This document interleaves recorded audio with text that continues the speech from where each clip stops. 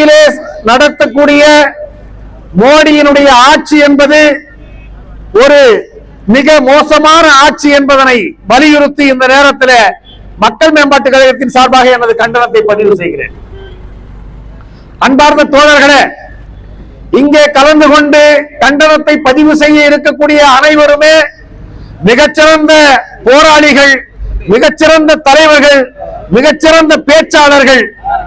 இவர்கள் இன்றைக்கு எடுத்திருக்கக்கூடிய இந்த ஒரு முக்கியமான கண்டனம் என்பது அகில இந்திய அளவில் சமாஜ்வாடி கட்சியும் மத சார்பற்ற கட்சிகளும் இணைந்து நடத்தக்கூடிய மிகப்பெரிய ஒரு தர்ம யுத்தம். ஏன் இதை நாம் ஒரு தர்ம யுத்தம் என்று சொல்கிறோம் என்று சொன்னால், ஒருவர் ஆட்சி பொறுப்பிற்கு வருவதற்கு முன்பாக அவர் எந்த கட்சியில் வேண்டுமானாலும் இருக்கலாம், எந்த இயக்கத்தில் வேண்டுமானாலும் இருக்கலாம், எந்த மதமாக வேண்டுமானாலும் இருக்கலாம், எந்த சாதியாக வேண்டுமானாலும் இருக்கலாம். ஆனால் ஒரு யோக்கியமானவன் ஒரு ஆட்சி பொறுப்பில் வருகிறான் என்று சொன்னால், அது பாரத பிரதமராக இருந்தாலும் சரி, மாநிலத்தில் இருக்கக்கூடிய தமிழக முதல்வராக இருந்தாலும் சரி, அடையாளங்களை அவிழ்த்து வைத்துவிட்டு வர வேண்டும். மத அடையாளத்தை அவிழ்த்து விட வேண்டும், சாதி அடையாளத்தை அவிழ்த்து விட வேண்டும், இயக்க அடையாளத்தை அவிழ்த்து விட வேண்டும். ஏன் கட்சி அடையாளத்தை கூட அவன் திறந்து விட்டுத்தான் இந்த மக்களுக்கான பொறுப்பை ஏற்று நல்லாட்சி தர வேண்டும். ஆனால் இன்றைக்கு என்ன நடந்து கொண்டிருக்கிறது என்று சொன்னால், மத்தியிலே ஆளக்கூடிய ஆட்சியானது இந்திய வரலாற்றிலேயே மிக மோசமான ஒரு ஆட்சியை கொடுத்துக் கொண்டிருக்கிறார்கள். ஏன் இதை நான் பதிவு செய்கிறேன் என்று சொன்னால், மோடி ஆட்சிக்கு முன்பு இந்திய வரலாறு, மோடி ஆட்சிக்கு பின்பு இந்திய வரலாறு என்று புரட்டி பார்த்தோம் என்று சொன்னால், இந்திய நாட்டினுடைய இறையாண்மையை சீர்குலைக்கக்கூடிய அவர்களை இன்றைக்கு ஆட்சி பொறுப்பில் இன்றைக்கு அமர வைத்திருப்பதுதான் இந்த நாடு சந்தித்துக் கொண்டிருக்கக்கூடிய மிகப்பெரிய கொடுமையாக இருக்கிறது. உதாரணத்திற்கு ஒருவரை சுட்டிக்காட்டி நான் எனது கருத்துக்களை பதிவு செய்கிறேன். தமிழகத்திற்கு ஆளுநரை இன்றைக்கு நியமித்திருக்கிறார்கள். ஆளுநர் ரவி அவர்களுடைய போக்கு, ஆளுநர் ரவி அவர்களுடைய செயல்பாடு என்னவாக இருக்கிறது என்று சொன்னால், ஒட்டுமொத்தமாக RSS அஜெண்டாவை அப்படியே பிரதிபலிக்கக்கூடிய ஒரு நபராக ஒரு ஆளுநர் இருக்கிறார். இது ஒரு அரசு பதவி. ஆளுநர் ரவி அவர்கள் RSSக்கு மாநில தலைவராகட்டும், மாவட்ட தலைவராகட்டும், நீ எந்த பொறுப்பிலாவது இருந்து விட்டு போ, அதில் எனக்கு எந்தவித மாற்று கருத்தும் இல்லை. ஆனால் இந்த மக்களுக்கான ஆளுநர் பொறுப்பை எடுக்கிற பொழுது நீ RSS காரனாக வந்தால் அவனை விரட்டி அடிக்க வேண்டும் என்பதுதான் இங்கே கூடியிருக்கக்கூடிய தலைவர்களுடைய கருத்தாக இருக்கிறது. அன்பார்ந்தவர்களே, மக்கள் மேம்பாட்டு கழகம் என்பது கிறிஸ்துவர்களுக்கான ஒரு கட்சியாக உருவாக்கி இருக்கிறோம். ஏன் கிறிஸ்துவர்களுக்கு தனியாக ஒரு கட்சி வேண்டும் என்று சொன்னால், கடந்த 75 ஆண்டுகளில் கிறிஸ்துவ சமூகம் அகில இந்திய அளவில் புறக்கணிக்கப்பட்டு வருகிறது, இடஒதுக்கீட்டிலே புறக்கணிக்கப்பட்டு வருகிறது. சமூக நீதி கொள்கை என்பது கிறிஸ்தவர்களுக்கு இல்லை. மத ரீதியாக ஒடுக்கப்படுகிறார்கள், சிறுபான்மை சமூகமாக ஒடுக்கப்படுகிறார்கள். ஆனால் இந்தியா முழுமைக்கும் பட்டி தொட்டி எல்லாம் மத்திய அரசு, மாநில அரசுகள் செய்ய முடியாத வேலையை NGOக்களாக, கல்வி நிறுவனங்களாக வைத்து மக்களுக்கு விழிப்புணர்வை கொடுப்பதோ, கல்வியை கொடுப்பதோ, தரமான ஒரு விழிப்புணர்ச்சியை கொடுப்பதோ இன்றைக்கு NGOக்களுடைய பணியாக, குறிப்பாக கிறிஸ்தவர்களுடைய பணியாக இருக்கிறது. அப்படிப்பட்ட கிறிஸ்தவர்களுக்கு ஒரு சமூக நீதி மறுக்கப்படுகிறது என்பதுதான் எமக்கு வேதனையாக இருக்கிறது. 1950 குடியரசுத் தலைவர் ஆணை பாரா 3 என்ன சொல்கிறது என்று சொன்னால், இந்து மத தலித்துகளுக்கு SC இடஒதுக்கீடு உண்டு, ஆனால் கிறிஸ்தவர்களுக்கு இடஒதுக்கீடு இல்லை என்று அந்த ஆணை மறுக்கிறது. அதை மறுக்க சொல்லி இன்றைக்கு 2004ஆம் ஆண்டு உச்ச நீதிமன்றத்தில் தலித் கிறிஸ்தவர்களை SC பட்டியலில் சேர்க்க வேண்டும் என்று ஒரு வழக்கை பதிவு செய்திருக்கிறோம். சற்றேறக்குறைய 20 ஆண்டுகளுக்கு மேலாக உச்ச நீதிமன்றத்தில் இன்றைக்கு அந்த வழக்கு நிலுவையில் இருக்கிறது. அதற்கு என்ன காரணம் என்று சொன்னால், RSS காரர்களை நீதித்துறையில் அங்கே கொண்டு வந்து உச்ச நீதிமன்ற நீதிபதியாக அமர வைத்ததுதான் இந்த நாட்டினுடைய சாபக்கேடு. RSS காரர்கள் நுழையாத அரசு பதவிகளே இல்லை. எல்லா துறைகளிலும் RSS தாக்கம் இருக்கிறது, நீதிமன்றத்திலே இருக்கிறது, வருவாய்த்துறையிலே இருக்கிறது, காவல்துறையிலே இருக்கிறது.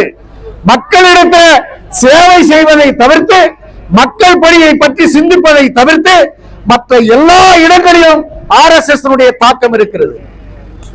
RSS காரர்களிடத்தில் நாம் என்ன வலியுறுத்துகிறோம் என்று சொன்னால், நீங்கள் கிறிஸ்தவர்களைப் போல ஒரு சமூக பணியை செய்துவிட்டு இந்த செயல்பாடை உங்களால் செய்ய முடியுமா என்கிற கேள்வியை மக்கள் மேம்பாட்டு வைக்கிறது.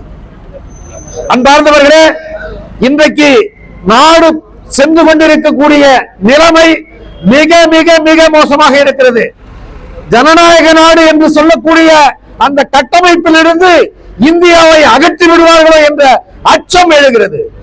ஆக இன்றைக்கு எல்லா இடங்களிலும் அனைத்து மதசார்பற்ற கட்சிகளும் ஒருங்கிணைந்து இந்தியா முழுமைக்கும் நாம் ஏற்க வேண்டிய சவால் என்ன என்று சொன்னால், இங்கே அதிபர் ஆட்சி முறை வந்துவிடும் போல இருக்கிறது.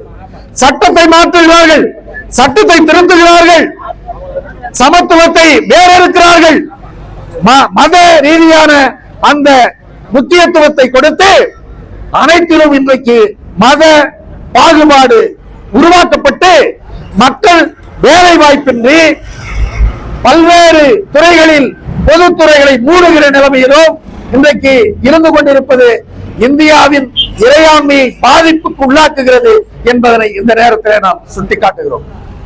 அன்பார்ந்தவர்களே, ஓரிரு செய்தியை சொல்லி நான் நிறைவு செய்ய விரும்புகிறேன். பெரும் தலைவர்கள் எல்லாம் இங்கே உரையாற்ற இருக்கிறார்கள். அவர்கள் நிறைய செய்திகளை நம்மோடு பகிர்ந்து கொள்வார்கள் என்பதனை தெரிவித்துக் கொண்டு, இந்தியாவிலே மீண்டும் இறையாண்மை நிலைக்க வேண்டும் என்று சொன்னார், புரட்சியாளர் அம்பேத்கர் அவருடைய சட்டம் பாதுகாக்கப்பட வேண்டும் என்று சொன்னார், சமூக நீதி கொள்கை பாதுகாக்கப்பட வேண்டும் என்று சொன்னார், எந்த மதத்தை சார்ந்தவர்களாக இருந்தாலும் சகோதரர்களாக இஸ்லாமியர்கள், கிறிஸ்துவர்கள், புத்திஸ்டுகள், சீக்கியர்கள், பல்வேறு மதத்தை சார்ந்தவர்கள், மதங்களை சார்ந்தவர்களை விட மனிதநேயத்தை நேசிக்கக்கூடிய மதச்சார்பற்ற கொள்கை உள்ள தோழர்களை நாம் ஒருங்கிணைத்து ஓரணியில் நின்று நாம் இந்த அடுத்து வரக்கூடிய தேர்தல்களை நாம் சந்திக்காக வேண்டும். RSS சூழ்ச்சி முறியடிக்கப்பட வேண்டும். மோடி ஆட்சி களையப்பட வேண்டும். இந்தியா முழுமைக்கும் இதை ஒரு பயணமாக நாம் ஏறெடுக்க வேண்டும். மீண்டும் மோடி ஆட்சி இந்த மண்ணிலே மலரும் என்று சொன்னால் இங்கே மனிதநேயம் செத்து போய்விடும். மனிதர்களுக்கு சமத்துவம் இருக்காது, சமூக நீதி கிடைக்காது, பொதுத்துறைகள் அழிக்கப்படும், எல்லா இடங்களிலும் அவருடைய ஆதிக்கம் மேலோங்கும். மனிதநேயத்தை படுகொலையில் புதைத்துவிட்டு போதை கலாச்சாரத்தை உள்ளுக்கு கொண்டு வந்து விடுவார்கள் என்பதுதான் இன்றைக்கு மக்கள் எழுப்பக்கூடிய கேள்வியாக இருக்கிறது. அச்சம் எழுகிறது. தமிழகத்தை ஒரு மத கலவர பூமியாக மாற்றுவதற்கு பிஜேபி அரசு முயற்சிக்கிறது. தமிழகத்தை ஒரு போதை பூமியாக மாற்றுவதற்கான கலாச்சார சீரழிவை இன்றைக்கு மறைமுகமாக திணிக்கிறது. நான் மாண்புமிகு முதல்வர் அவர்களுக்கு ஒரு கோரிக்கையை இந்த நேரத்தில் வைக்கிறோம். மாண்புமிகு முதலமைச்சர் அவர்களே, பிஜேபியை எதிர்க்கிற, பிஜேபி கொள்கையை எதிர்க்கிற திராவிட முன்னேற்ற கழகத்தினுடைய ஆட்சியிலே மீண்டும் இங்கே மதுவும் போதைகளும் மதச்சார்பும் உள்ளே ஊடுருவிக் கொண்டிருக்கிறது.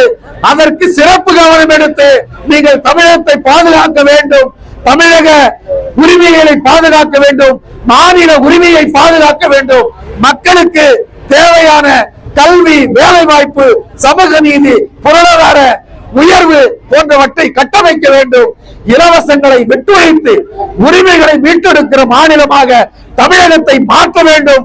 அதற்கு நீங்கள் தேவையான சட்டத்தை சிறப்பாக கொண்டு வர வேண்டும்.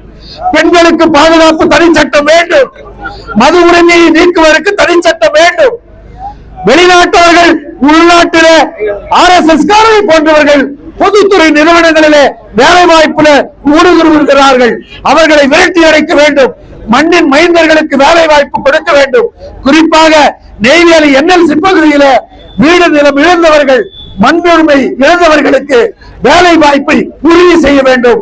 RSS காரர்களை அரசு பணியிலிருந்து விரட்டி அடிப்போம், மண்ணின் மக்களுக்கு முன்னுரிமை கொடுப்போம் என்று வாய்ப்பு கூட நன்றி கூறி முடிக்கிறேன். நன்றி, வணக்கம்.